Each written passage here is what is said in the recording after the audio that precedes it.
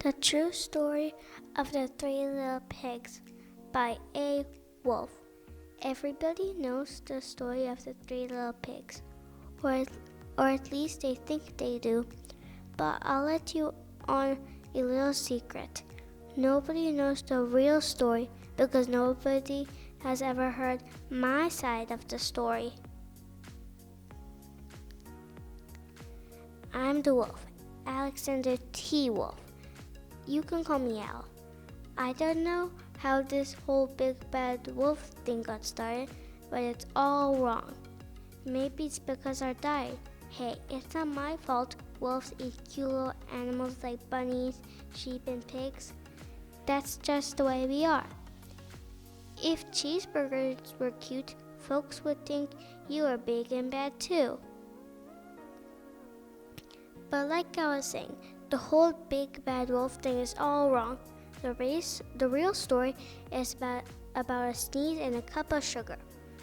This is the real story.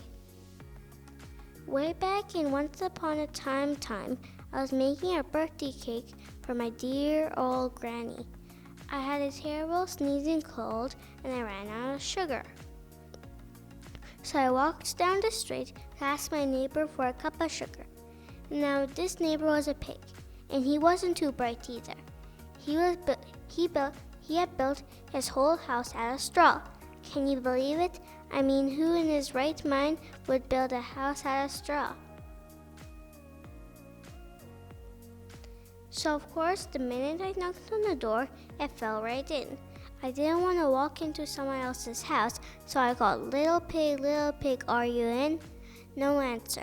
I was just about to go home without a cup of sugar for my dear old granny's birthday cake. That's when my nose started to itch. I felt a sneeze coming on.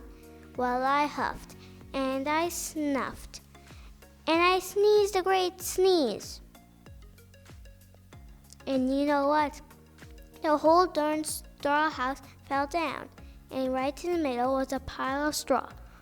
Was the first little pig, dead as a doornail. He had been home the whole time. It seemed like a shame to leave a perfectly good ham dinner lying there. So in the straw, so I ate it up. Think of it as a big cheeseburger just lying there. I was feeling a little better, but I still didn't have my cup of sugar.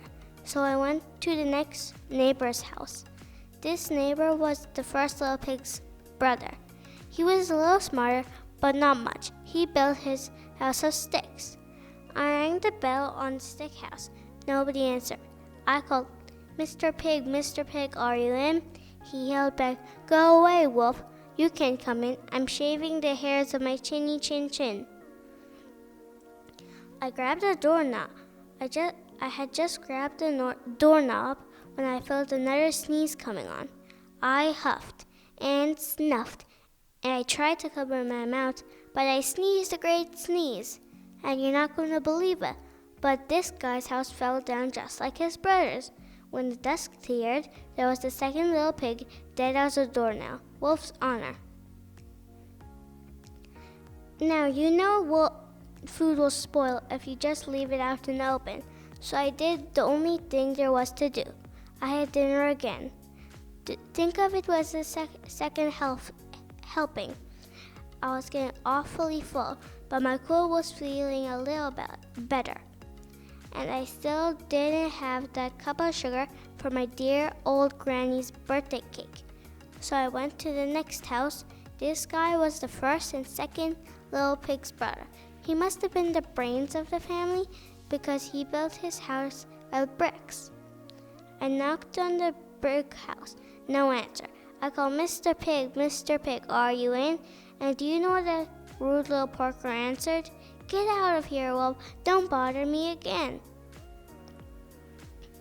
Talk about impolite. He probably had a sack full of sugar, and he wouldn't even give me one little cup for my sweet old granny's birthday cake. What a pig. I was just about to go home and maybe make a nice birthday card instead of a cake when I felt my cold coming on. I huffed and snuffed, and sneezed once again. And then the third little pig yelled, and your old granny can sit on a pin. I'm usually a pretty calm fellow, but when somebody talks about my granny like that, I go a little crazy. When the cops drove off, of course I was trying to break down this pig's door, and the whole time I was huffing and puffing and sneezing and making a real scene. The news reporters found out about the 2 pigs I had for dinner. They figured a sick guy going to borrow a cup of sugar didn't sound very exciting, so they jazzed up the story with all of that huff and puff and blow your house down, and they made me the big bad wolf. That's it, the real story. I was framed. But maybe you can loan me a cup of sugar.